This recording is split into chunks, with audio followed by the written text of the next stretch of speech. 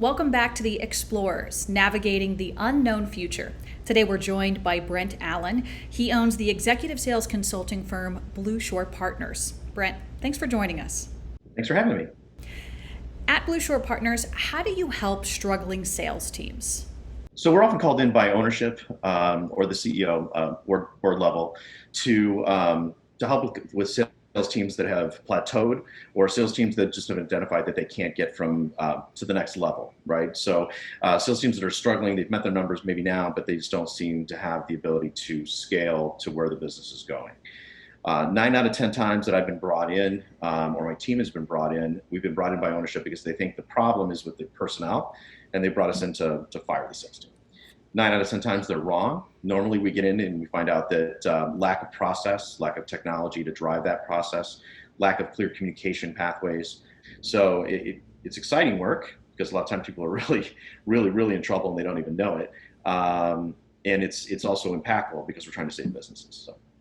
How have your clients been impacted by the current climate? The biggest challenge salespeople have had across the board right now is how to communicate with customers. How do you get in front of them? You can't make that face-to-face connection. So how do you translate building relationships? Because ultimately people buy from people they know and they like. Period.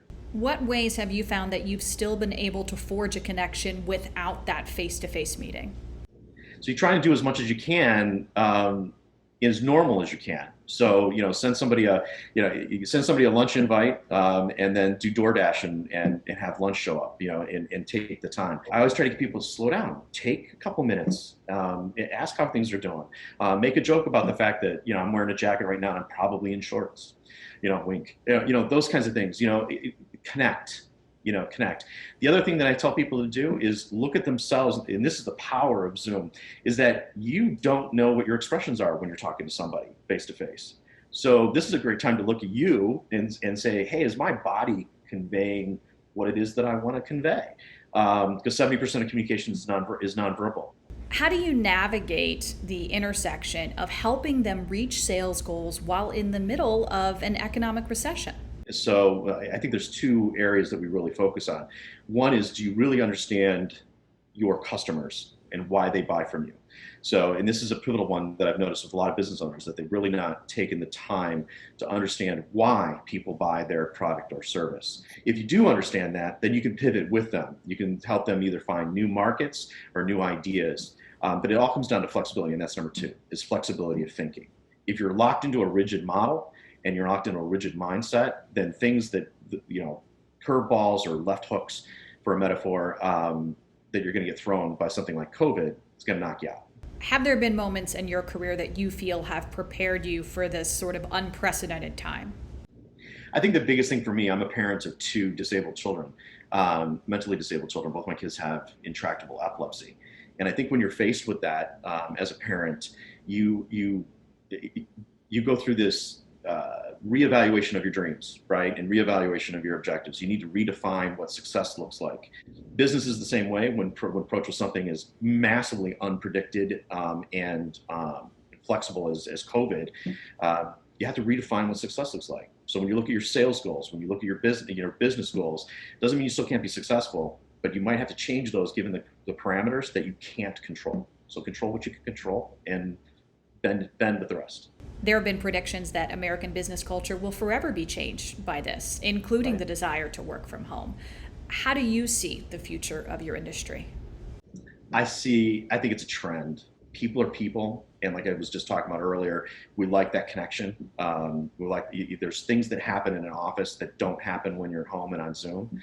On the other hand, I think we've proven that you don't need to be in office 8 hours a day, punching a clock to be effective either. So how we measure performance is going to forever change. How we measure output is going to forever change. But I think from a sales perspective, nothing beats being in front of a customer.